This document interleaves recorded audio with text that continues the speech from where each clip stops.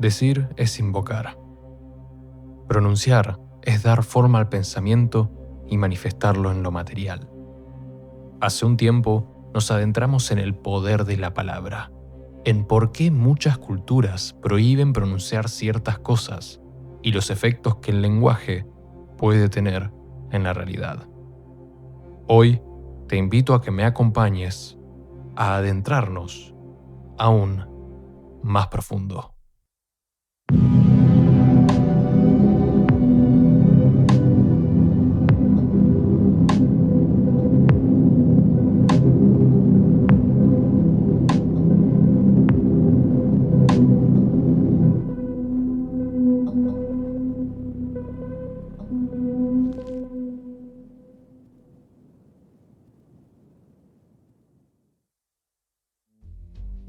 Antes de comenzar el video, quiero contarte que ya está disponible la opción de membresías para el canal. Si te gusta mi trabajo y querés apoyarme, además de contar con acceso temprano a nuevos videos, la posibilidad de mantener un contacto más cercano y mucho más, podés unirte y ser parte de esta comunidad desde dentro. De corazón, gracias por acompañarme y hacer posible esta aventura que recién comienza, porque pronto se viene mucho, mucho más.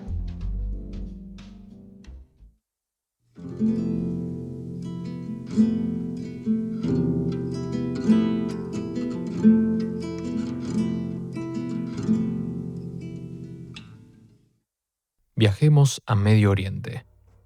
Anteriormente hablamos sobre el tetragramatón de la religión judía y analizamos posibles significados de la prohibición de su pronunciación. Algo relativamente similar pasa también en la rama mística del Islam, específicamente en el sufismo. El término sufí refiere en realidad a distintas corrientes de dicha religión que tienen un enfoque principalmente místico y espiritual, con enseñanzas esotéricas y prácticas ritualísticas. Por eso, algunos lo llaman misticismo islámico.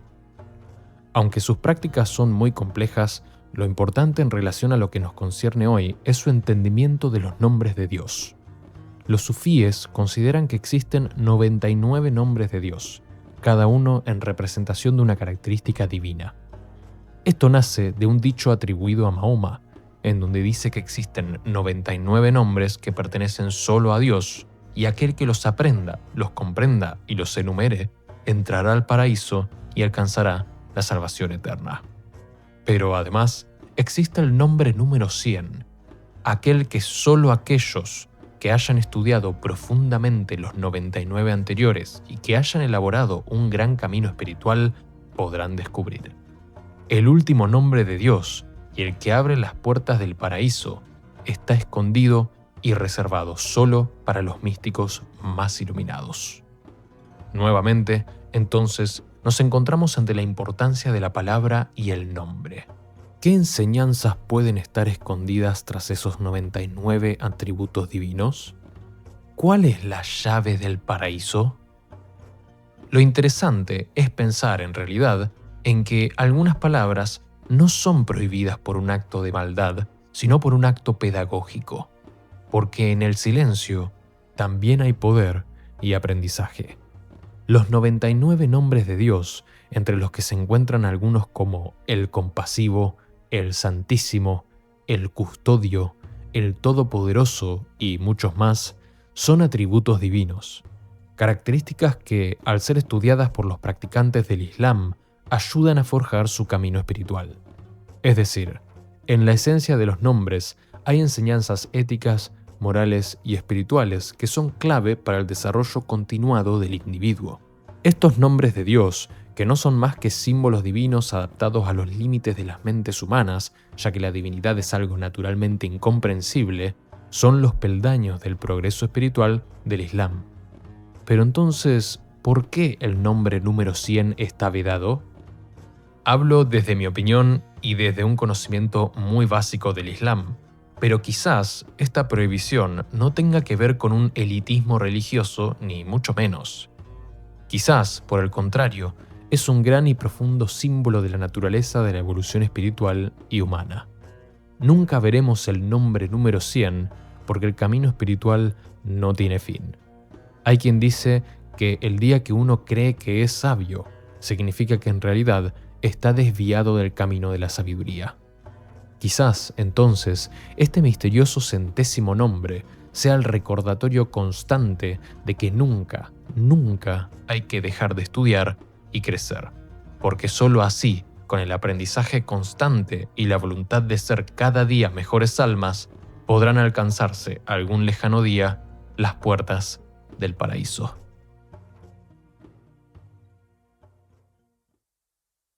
Anteriormente hemos hablado sobre casos históricos en donde la palabra, o la ausencia de ella, ha jugado un rol fundamental en distintas culturas y religiones del mundo.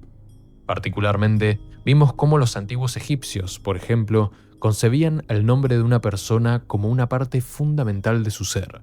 Tanto es así que pronunciar el nombre de alguien que ya no está en este mundo, por ejemplo, era una forma de mantener vivo su espíritu y asegurarle un paso ameno al más allá.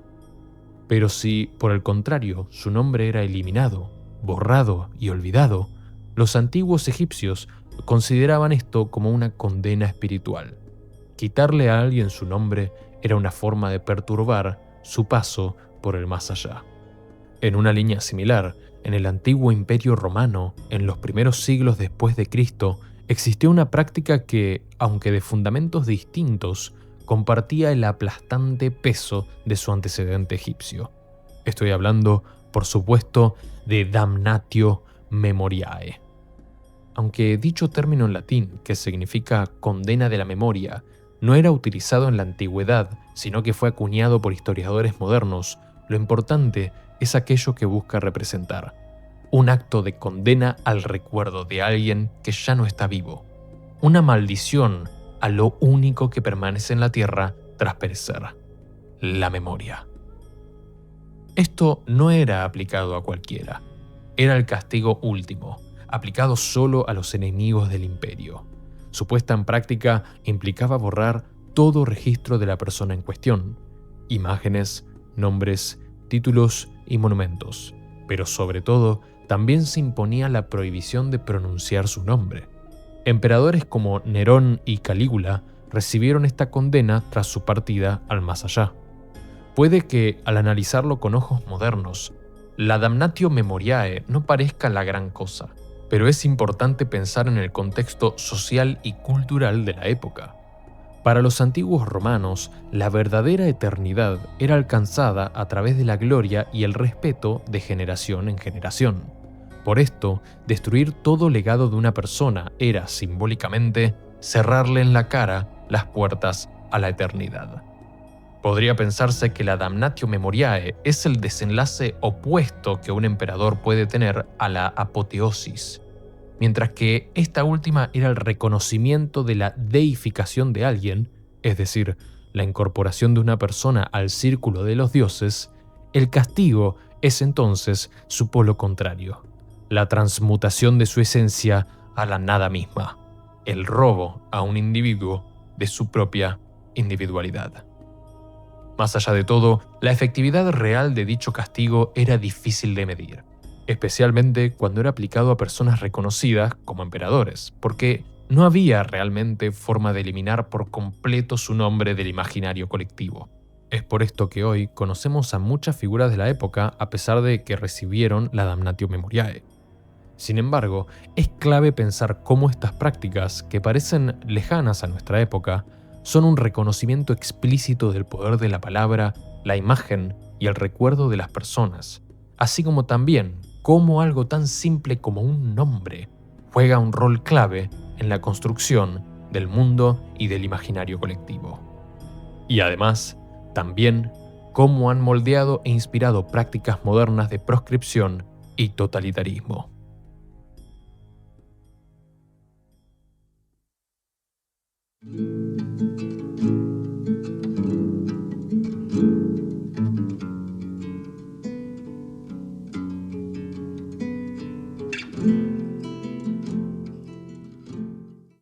Una mañana oscura y helada, en un remoto pueblo de Canadá, un grupo de trabajadores de una emisora de radio estaba viviendo su rutina normal. Pero lo que no sabían es que esa mañana puntual, todo iba a cambiar. Pontypool es una película estrenada en 2008 basada en la novela de Tony Burgess. Su historia transcurre en una pequeña estación de radio ubicada en Pontypool, un pequeño pueblo canadiense. Grant Massey, locutor de la radio, llega a primeras horas de la mañana para comenzar el programa del día, pero debido al momento del año y una fuerte tormenta de nieve, todo está extremadamente oscuro y frío. Pero, por supuesto, eso no impidió que pueda entrar a la estación y comenzar el programa como es habitual. Acompañado de Sydney, su productora, y Laurel Ann, la operadora técnica, Grant comienza el programa con una profunda y carismática voz. Cuando llega el momento de relatar las primeras noticias del día, el equipo de la radio se contacta por móvil telefónico con Ken, un reportero del equipo que viaja en helicóptero para informar de problemas de tráfico o de clima que puedan verse en la lejanía. El segmento de Ken es muy querido por el público. Es un personaje cálido con el que los oyentes de la radio simpatizan, o al menos eso es lo que cree Sydney. Pero, lamentablemente, esta vez, Ken no traía buenas noticias. Desde el helicóptero decía ver un gran disturbio en la puerta de la oficina de un tal Dr. John Mendes. Muchas personas estaban intentando entrar, pero en el proceso se herían entre sí, causando incluso que varias personas perdieran la vida. A pesar de eso, la noticia era fundamental, era la primicia del día y el equipo consideraba que era importante que ellos pudieran contarla. Pero de pronto, la comunicación con Ken se cortó. Grant, Sydney y Laurel Ann estaban preocupados. Intentaron volver a contactarse con él sin suerte. Buscaron telefónicamente a más testigos, pero era imposible comunicarse con nadie. Parecían estar aislados entre la nieve y las ondas de radio. Pero eventualmente, Ken llamó por teléfono. Aunque el equipo se relajó en un principio al escucharlo, la paz duraría poco. El reportero informó que las personas en el disturbio estaban comiéndose entre sí, que pronunciaban palabras sin sentido. Y por si fuera poco, la llamada fue interrumpida por una señal de radio de emergencia en francés que decía con gran preocupación: permanecer en casa, no usar palabras cariñosas, lenguaje infantil ni discursos retóricos, pero por sobre todo no usar el idioma inglés, no traducir este mensaje. Grant intenta escapar de la estación, pero le fue imposible. Afuera había una muchedumbre de personas zombificadas, pronunciando palabras al azar, intentando entrar violentamente. Por una pequeña ventana escondida, el Dr. Mendes, el dueño de las oficinas que Ken observó desde el cielo, logró entrar a la estación y refugiarse con el equipo. Entre la desesperación, él compartió su teoría con los demás. El idioma inglés estaba infectado de un virus lingüístico, el cual se contagia a través de ciertas palabras. Al parecer, en cada persona, la palabra que desencadena la zombificación es distinta para cada individuo. Por eso, los zombies repiten constantemente palabras al azar, porque buscan contagiar a los demás. Pero eventualmente, la turba logra ingresar a la estación. Grant y Sydney corren a la sala de equipos técnicos y se encierran ahí. Se comunican únicamente en francés entre ellos para evitar cualquier riesgo. Pero, para sorpresa de Grant, al parecer Sydney comenzó a repetir sin parar una palabra que no puedo utilizar para respetar las normas de YouTube, pero que hace referencia a cuando alguien le quita la vida a otro ser vivo. Grant estaba asustado. En cualquier momento Sydney podía atacarlo o peor, podía contagiarle. Pero pensó en la teoría del Dr. Mendes.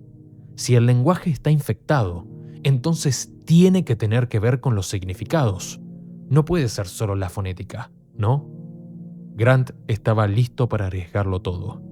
Mientras Sydney comenzaba a perder la conciencia de sí misma, el locutor se le acercó, la miró a los ojos y comenzó a repetir sin parar que la palabra que ella estaba repitiendo significa besar.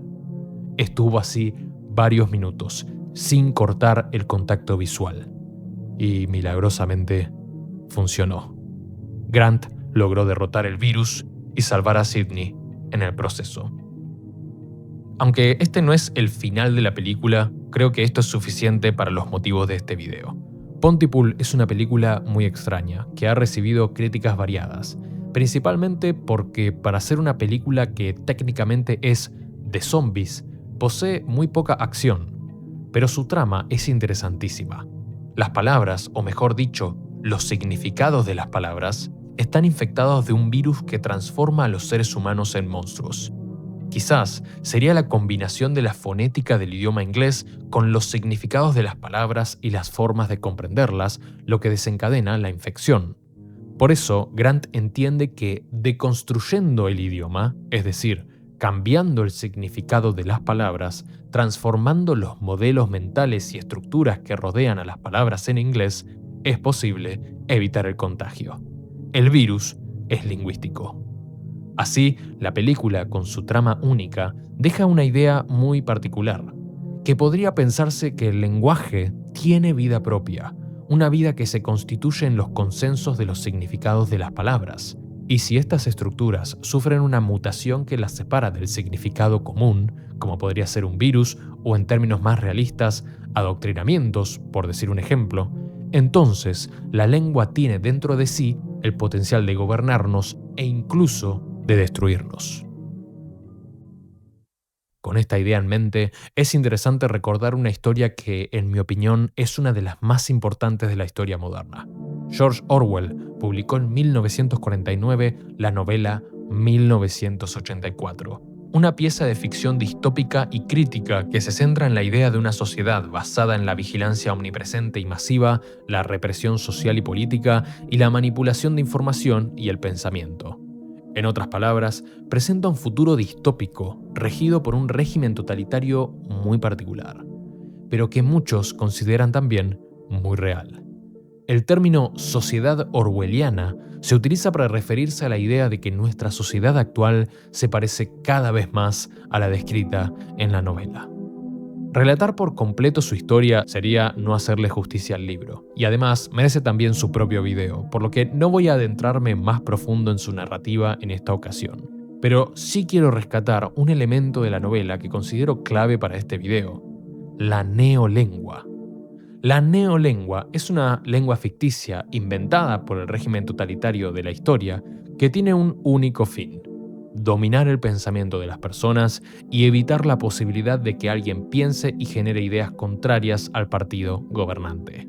En esencia, la neolengua es una versión ultra simplificada del inglés, que se reduce a su mínima expresión para evitar la generación de nuevas ideas o las ambigüedades. Su estructura es simple.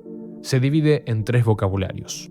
Uno corresponde a las palabras de uso común, que no poseen significado filosófico intrínseco en ellas, como por ejemplo las palabras casa, comer o dormir. Otro que refiere a las palabras con fines políticos, que buscan en su estructura dirigir el pensamiento de quien la pronuncia, como por ejemplo la palabra cara-crimen, que refiere a una expresión negativa en el rostro al escuchar o ver algo positivo sobre el régimen, lo cual es penado legalmente por el mismo. Y por último, un vocabulario más científico o técnico en donde las palabras que pueden tener una connotación filosófica son redefinidas.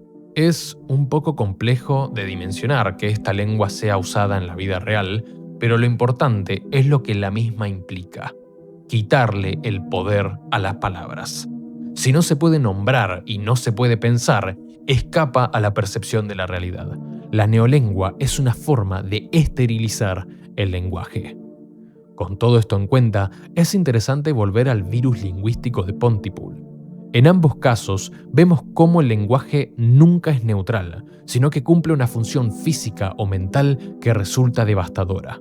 En Pontypool, la única forma de sobrevivir es transformar los significados, realizar un proceso de abstracción que permita destruir y volver a construir nuestras estructuras mentales, mientras que en 1984 este poder es reconocido de inmediato por el régimen y por eso enfoca sus esfuerzos en vaciar de significado la lengua para evitar cualquier disidencia. En ambos universos narrativos, la ruptura de los significados conocidos lleva a un colapso del sistema. En Pontypool positivo y en 1984 negativo. Todo esto sirve para reflexionar sobre el verdadero poder de las palabras y del lenguaje. En la parte anterior, hablamos sobre palabras mágicas que parecen cargadas de fuerzas desconocidas y peligrosas. Pero tal vez, al final del día, todo se reduce a su significado oculto, a aquello que puede ser revelado y transformar cómo concebimos el mundo. Ahí está la magia y el peligro. Aunque pensar en la posibilidad de que un régimen actual aplique una neolengua suena como un poco alejado, aunque definitivamente es posible, también es importante reflexionar sobre cómo hoy nuestra propia lengua podría ser infectada, nótense mis comillas, para cumplir un rol similar. Si a través de medios de control masivo los significados de las palabras que ya utilizamos fueran cambiados para alterar cómo las percibimos, ¿qué pasaría? ¿Qué sucedería si, de alguna forma, lo que entendemos como amor se convierte en arma? ¿O si nuestra idea de libertad fuera en realidad aquello que nos esclaviza? Podríamos pasarnos horas y horas pensando en esto, así que voy a dejarlo ahí, porque es momento de reflexionar entonces en cómo se relaciona el poder con el discurso.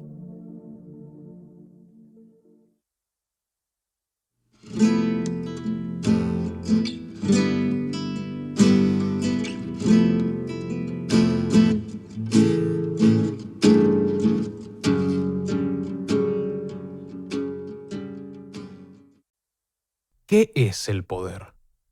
Podemos pensar a este concepto de muchas maneras.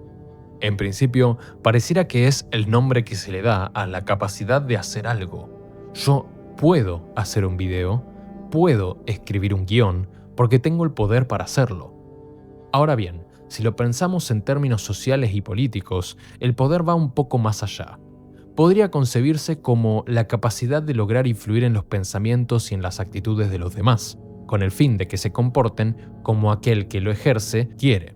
En este sentido, Michel Foucault, sociólogo, filósofo y psicólogo francés, expresa a lo largo de sus trabajos que el poder no es algo que se posee, es decir, no es algo que uno pueda tener o no, sino que se ejerce constantemente a través de distintos mecanismos. Principalmente, y en lo que respecta a este video, el poder se ejerce como discurso. Estudiar el poder implica estudiar las palabras, los conceptos y las verdades que sostienen a una sociedad. Y por ende, estudiar los discursos implica estudiar también al poder. Porque, según esta línea de análisis, son estas verdades las que encuadran lo que está permitido decir o no decir, pensar o no pensar y hacer o no hacer. Las normas sociales definen lo que está autorizado y lo que no. Y por eso, para poder entender el poder que circula en una sociedad, hay que analizar sus discursos. Por eso, si retomamos la Damnatio Memoriae o la lengua de Orwell, vemos un claro ejemplo de este ejercicio del poder. Borrar un nombre o un concepto se traduce en cambiar qué es lo que la sociedad tiene permitido saber e imaginar. Pero también es importante entender al poder como algo que no es intrínsecamente negativo ni positivo. Personalmente, y seguramente le pase también a muchos más, conceptos como este suelen resonar en mí como negativos, como algo malo. Pero si volvemos al caso de los nombres de Dios de los sufíes, o incluso al tetragramatón judío, vemos algo interesante. Pareciera que en estos casos, la prohibición de ciertas palabras podría no tener un fin de control, sino más bien todo lo contrario. Es como si, al ocultar esos nombres y fomentar el estudio y desarrollo espiritual, el poder se ejerciera en esos discursos para fomentar el crecimiento de las personas, darles las herramientas para poder estudiar, la paciencia para buscar y la templanza para permanecer en su camino. Todo lo que conversamos anteriormente va de la mano con lo expresado anteriormente sobre Maturana, que expresa que la realidad se construye en el lenguaje. En una línea similar, la hipótesis de Sapir-Whorf, que nace de los escritos de Benjamin Whorf en referencia a las palabras de su profesor Edward Sapir, plantea que la lengua determina el pensamiento, es decir, que el lenguaje y sus estructuras limitan y condicionan el pensamiento. Nuevamente, todo lo que pensamos se da en los límites del lenguaje. Otra rama de pensadores lingüísticos tomó esta hipótesis y la planteó de forma más laxa, expresando que el lenguaje no determina, sino que solo influye en el pensamiento y las acciones de las personas. Sea como sea, de una forma u otra, los límites del lenguaje, cuanto menos, condicionan nuestro mundo interior. Con todo lo planteado hasta este punto, queda claro que el lenguaje no es algo neutral. En él hay una compleja telaraña tejida por el poder, nuestra forma de ver el mundo y nuestros pensamientos. Ahí es donde está el verdadero poder de la palabra. No son simples etiquetas, están imbuidas de nociones, pensamientos, verdades, significados y mentiras. Son el mapa de nuestra imaginación y nuestro entendimiento. Y si alguien toma nuestro mapa y lo tacha, lo rompe o lo modifica, entonces puede que también nos transforme a nosotros, para bien o para mal.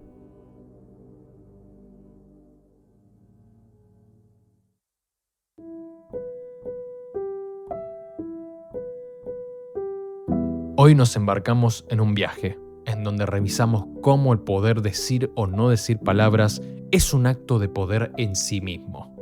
Las palabras prohibidas, en toda cultura o pieza de ficción, revelan el miedo a aquello que vive en ellas y que sean más fuertes que nosotros. El silencio, entonces, es tan significativo como el habla en sí. Las palabras prohibidas, así, nos hablan de los límites de nuestro mundo interior, sí, pero también del miedo o incluso la ambición o el deseo que encierran detrás de sus paredes. Muchísimas gracias a todos por ver el video. Espero de corazón que les haya gustado. Les agradezco enormemente por todo el apoyo que muestran en cada uno de mis videos, y especialmente en la parte anterior de este video, en donde han hecho grandes aportes que me ayudaron muchísimo para el guión de este último. Especialmente quiero agradecer a los miembros del canal por apoyarme desde cerca. A todos y a todas les mando un gran saludo y nos vemos la próxima.